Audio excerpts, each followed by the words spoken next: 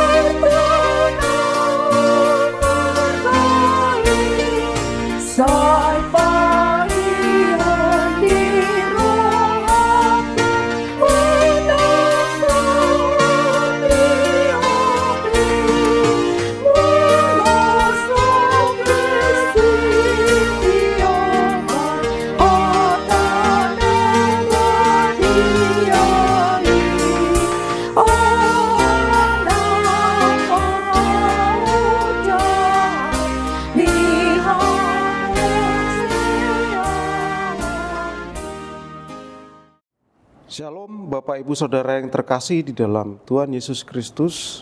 Puji dan syukur Tuhan masih memberikan kehidupan kita pada hari ini. Sebelum kita membaca dan merenungkan firman Tuhan, marilah kita berdoa. Bapa di surga, kami bersyukur atas kesempatan yang Engkau berikan untuk membaca dan merenungkan firman hari ini. Bukalah hati dan pikiran kami agar kami dapat memahami firman-Mu dengan jelas dan menerapkannya dalam hidup kami. Terangi kami dengan Roh Kudus-Mu agar kami dapat bertumbuh dalam pengenalan akan Engkau. Dalam nama Tuhan Yesus Kristus, amin. Firman Allah sebagai bahan renungan harian pada hari ini, Rabu tanggal 19 November 2025, diambil dalam Injil Matius pasal 7 ayat 26 yang berbunyi, "Tetapi setiap orang yang mendengar perkataanku ini dan tidak melakukannya, ia sama dengan orang yang bodoh yang mendirikan rumahnya di atas pasir." Tema kita pada pagi hari ini adalah mendengar dan melakukan firman Tuhan. Bapak Ibu Saudara yang terkasih, pasti di antara kita pernah melihat dan menggenggam pasir. Bagaimana bentuknya, teksturnya, maupun ukurannya.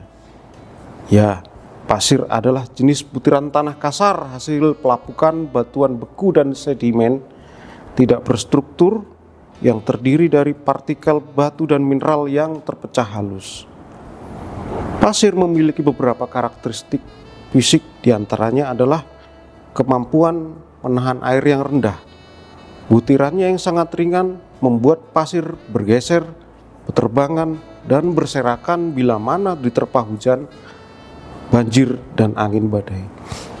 Bapak Ibu Saudara yang terkasih, membuat bangunan atau rumah yang stabil, aman, dan kuat dalam jangka waktu panjang adalah dilihat dari bagaimana kekuatan yang menyangga atau menopang seluruh beban bangunan, atau biasa kita sebut dengan fondasi.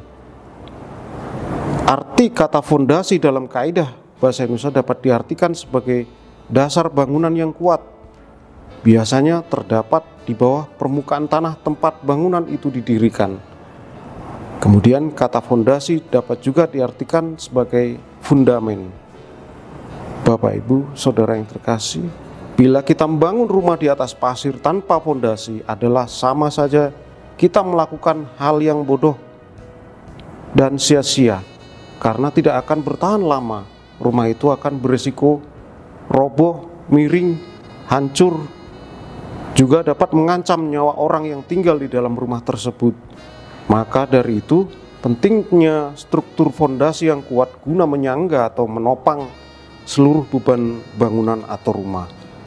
Bapak Ibu Saudara yang terkasih, Matius pasal 7 ayat 26 yang berbunyi, "Tetapi setiap orang yang mendengar perkataanku ini dan tidak melakukannya, ia sama dengan orang yang bodoh yang mendirikan rumahnya di atas pasir." Ayat ini bercerita di mana Yesus menyamakan orang yang mendengar firman-Nya tetapi tidak melakukannya sama seperti orang yang mendirikan rumah di atas pasir. Pada masa-masa tenang mungkin tak terlihat ada masalah, tetapi ketika badai menerpa, maka kokoh atau hancurnya kehidupan seseorang akan menguak seberapa kuat fondasi hidup yang dijalaninya. Tidak cukup bagi seorang percaya hanya mendengar, mengerti, atau menghafal firman Tuhan. Selama firman itu tidak dilakukan, maka tidak menambah kekuatan apapun terhadap fondasi kehidupan orang percaya.